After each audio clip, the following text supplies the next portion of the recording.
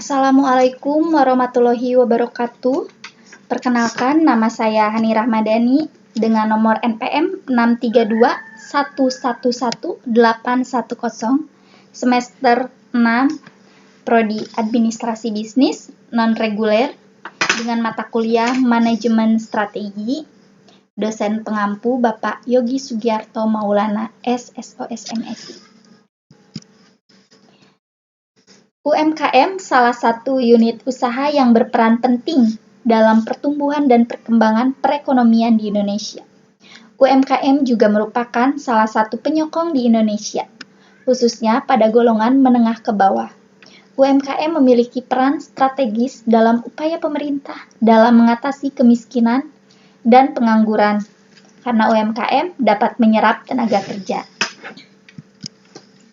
Di sini saya akan menjelaskan strategi bisnis usaha kuliner rengginang di masa pandemi COVID-19.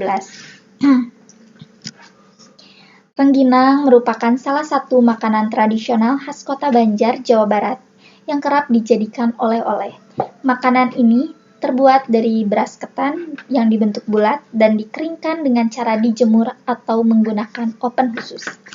Biasanya, makanan ini kerap dibuat oleh puluhan keluarga UMKM, terutama di daerah saya, Kecamatan Purwoharja, Kota Banjar. Untuk strategi pemasaran rengginang itu sendiri, yaitu yang pertama harus menyiapkan target market ya. Langkah awal dalam pemasaran bisnis rengginang tentu harus menentukan target market yang akan dituju. Buatlah secara spesifik untuk targeting customer. Target market itu sendiri adalah kelompok konsumen atau pelanggan yang menjadi sasaran bisnis untuk melakukan pendekatan. Tujuannya agar kelompok konsumen tersebut membeli produk atau jasa yang ditawarkan. Yang kedua yaitu gunakan media sosial. Menggunakan media sosial, customer bisa lebih mudah untuk menjangkau produk tersebut tanpa harus datang ke tempat. Pemasaran produk bisa melalui Facebook, Instagram, WhatsApp. Agar bisa menarik produk pada pelanggan, kita sebagai pelaku usaha harus memposting konten-konten bagus dan menarik yang berhubungan dengan rengginang. Selain itu, media sosial juga memiliki banyak manfaat untuk membangun bisnis.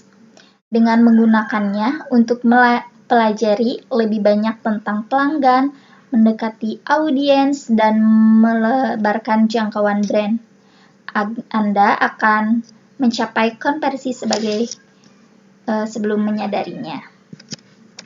Yang ketiga, cari supplier yang baik. Carilah supplier terbaik yang bisa menyediakan produk atau bahan baku.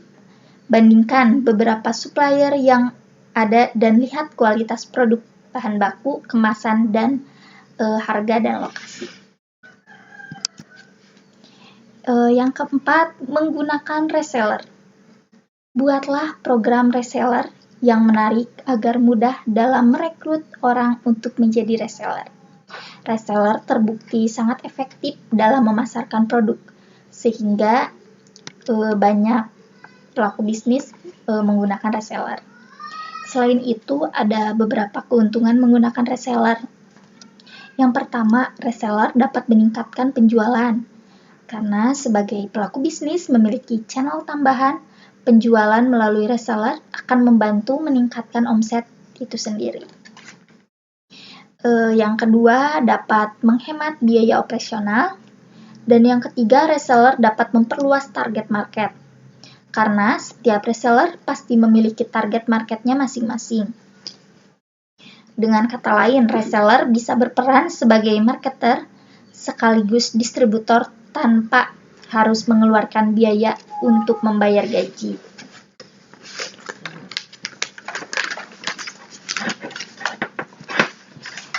Kemudian yang kelima, jual produk di aplikasi marketplace.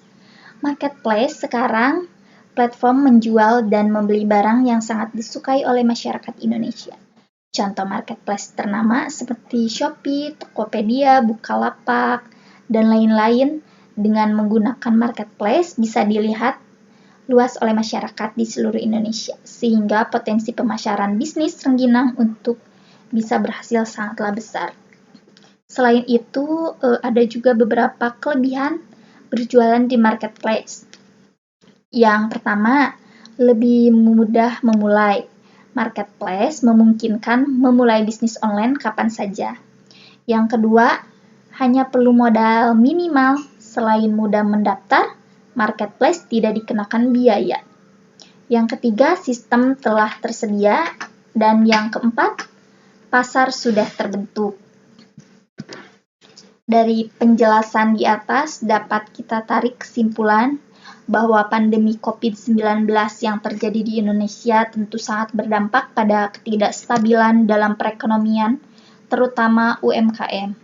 Untuk itu, pelaku UMKM harus memiliki strategi untuk dapat bertahan di tengah pandemi ini, sehingga mengubah tantangan yang ada menjadi peluang. Saran yang dapat direkomendasikan adalah para UMKM harus menerapkan strategi yang telah dijelaskan untuk dapat bertahan di tengah pandemi ini. Karena UMKM yang dapat bertahan adalah UMKM yang responsif terhadap perubahan sekitar dan mampu menyesuaikan diri baik dari segi produk, sistem pemasaran, dan penjualan maupun pengguna teknologi yang mendukung bisnis. Selain itu, perlu adanya dukungan atau dorongan dari pemerintah dalam mewujudkan pengembangan UMKM di tengah pandemi COVID-19. Sekian presentasi dari saya, semoga bermanfaat untuk semuanya. Terima kasih dan wassalamualaikum warahmatullahi wabarakatuh.